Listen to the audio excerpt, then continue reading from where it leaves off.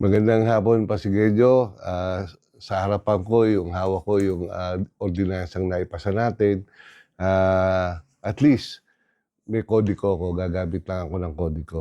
Yung ordinansa po na naipasa natin, an ordinance mandating the coordination of national government agencies with the city government of Pasig to fully comply with national laws, rules, and regulations for nationally funded projects in the city of Pasig.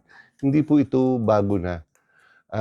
Kahit noon pa po ay mayroon ng batas na nagsasabi na kailangan makipag-coordinate ka doon sa local government kung ano man yung project na nais mong gawin doon sa siyudad na gusto mong paglagyan ng proyekto mo. No?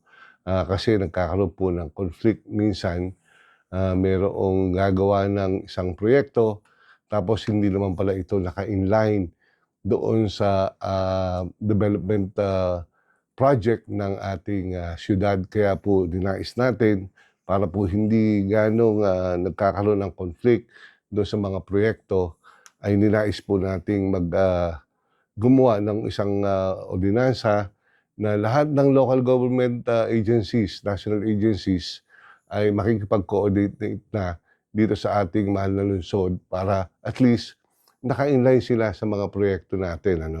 So, ang magiging proseso po nito, magsasambit sila ng kanilang mga proyekto, dadaan po ito sa city planning natin, City Planning and Development Office natin. At ang CPDO naman, ang siyang titingin kung ito po ba ay naka-inline o walang conflict sa mga proyektong gagawin ng ating siyudad. Kaya po ang mangyayari, kasi mayroong mga instances na nangyari na nagkakaroon ng conflict eh. Hindi na ako magbabanggit ng lugar. Meron tayong isang pumping station na ginawa na yung tubig, lahat hinihigop ng pumping station. Sa looban na tubig, lahat hinihigop ng pumping station. Pero yung isang sangay ng gobyerno, gumawa uli ng panibagong drainage system.